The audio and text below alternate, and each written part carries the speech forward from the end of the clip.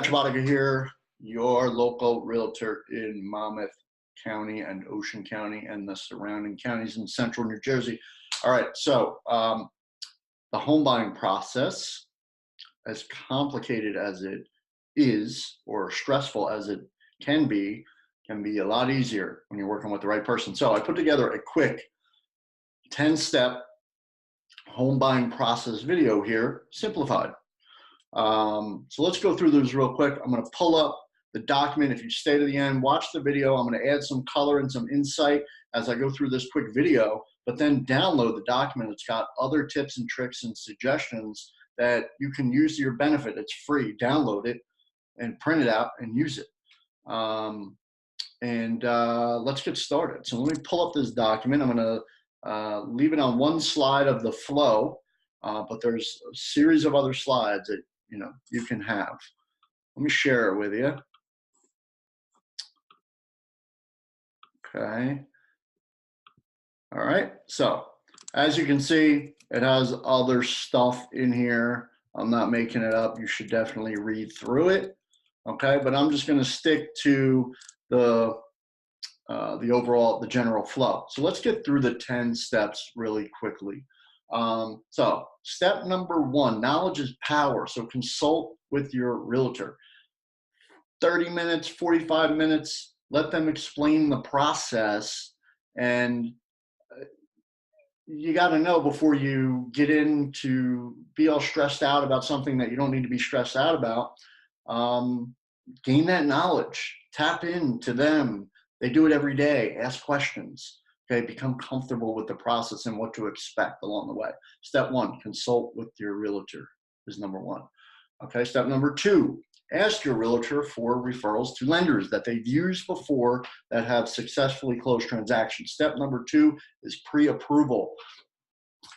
Don't waste your time, and any good realtor is not going to put you in his or her car or go to show you houses without a pre-approval. You got to be pre-approved. When you get pre-approved, get your documents together, pay stubs, any kind of credit reports, bank statements, things like that. They're going to need.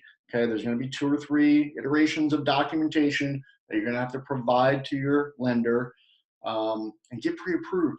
And not only know your pre-approval amount, you're going to get pre-approved for more than you want to afford. So know your monthly amount that you want to pay, including taxes and HOA fees. Okay, and know what that purchase price range is, not just what you're pre-approved for. Okay, step 2, pre-approval. Okay, step 3, home search and showings. Pictures, some are enhanced, some are terrible. You got to get into the homes to know and get a feel for not only the home but the locations that you're looking in. Okay, so once you get pre-approved, step number 3, home search. Get in and see the homes. Work with your realtor. Work on the best communication protocol between the two of you so that you can refine that search over time. It's likely you may have just met your realtor. They don't know what your tastes are. When I go on showings, I look at body language of both, both parties if there's 2 people that are going to buy the house. And just refine that search over time. You're going to typically look at about 10 to 15 houses before you make a decision.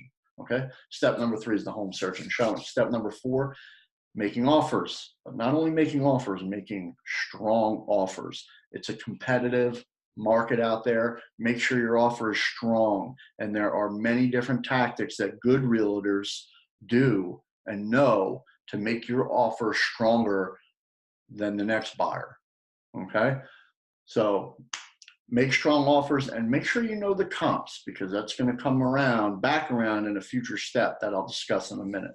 Okay, so make strong offers, know your comps, get your hands on the seller's disclosure, and make sure you know what you're getting into even before the inspection. Okay, so with your offer, you're going to have that seller's disclosure, you're going to have your pre-approval, and then you're going to have the contract.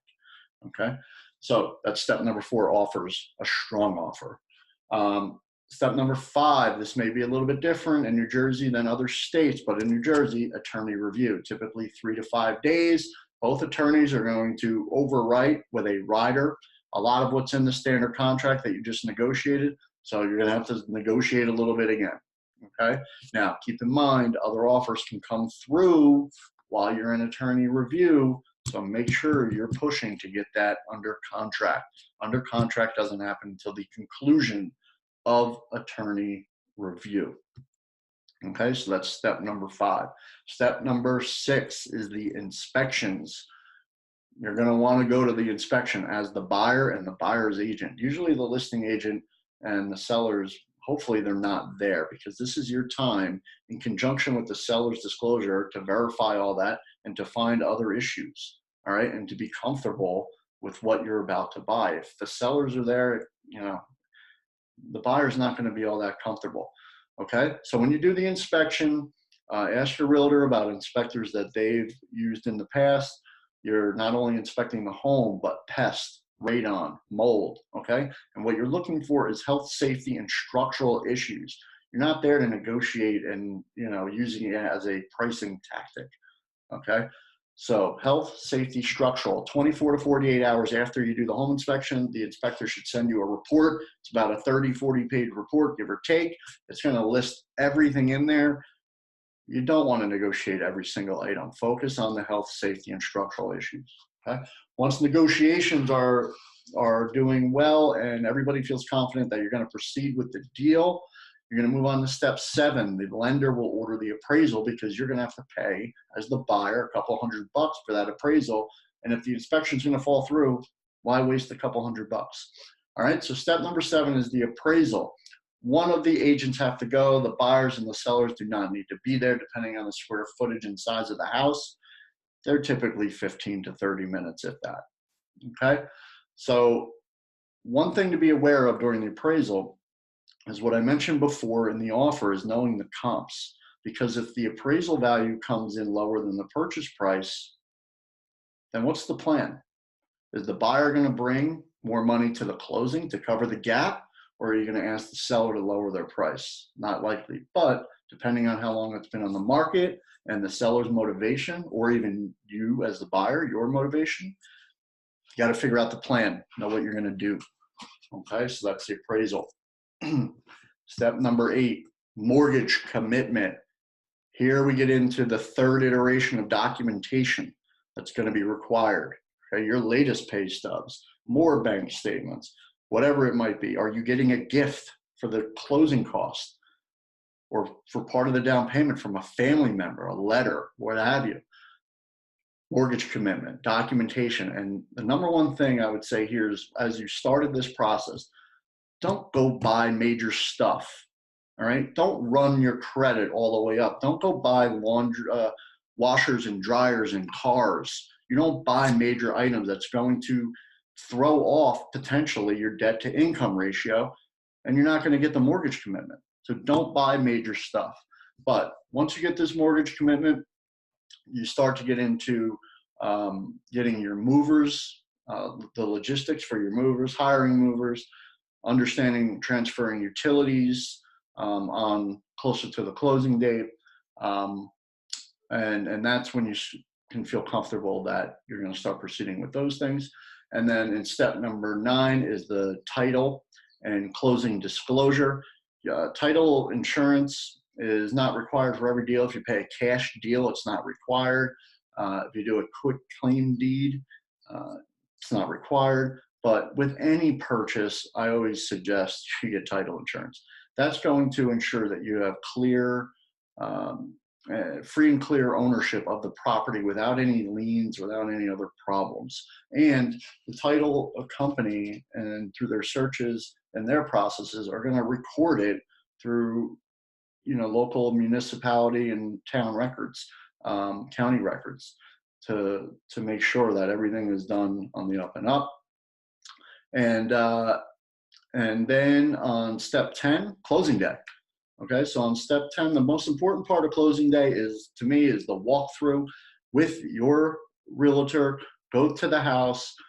It's not a full-fledged inspection. It's the realtor walking through, turning on all the faucets, running the baths, making sure there's no leaks under the sinks, making sure there's not a flood in the basement, making sure that everything has been moved out, from boxes to furniture, everything that you agreed to potentially in the deal regarding furniture is still left there. If you purchased a table from the seller, is the table in the house? Um, and in general, just making sure everything is broom swept, relatively clean, and their stuff is out and whatever agreed to is there, that your appliances work, etc. Okay, and then go to the closing. Typically, these take place at the buyer's attorney or the title company. Go to the closing, make sure you bring your 2 forms of ID, your checkbook, just in case there's any issues, and go and sign the mortgage, sign the note, sign whatever other documentation is required, and get your keys from your lender, and then go move into your dream home. All right. So if you have any questions at all, I hope you enjoyed the video. Any questions, give me a call, shoot me a message. I'd be happy to help, and also happy to help you find your next dream home. Hope you enjoyed. Please download the document, share with friends and family that you think may benefit from this short video. Thanks. Have a great day. Good luck.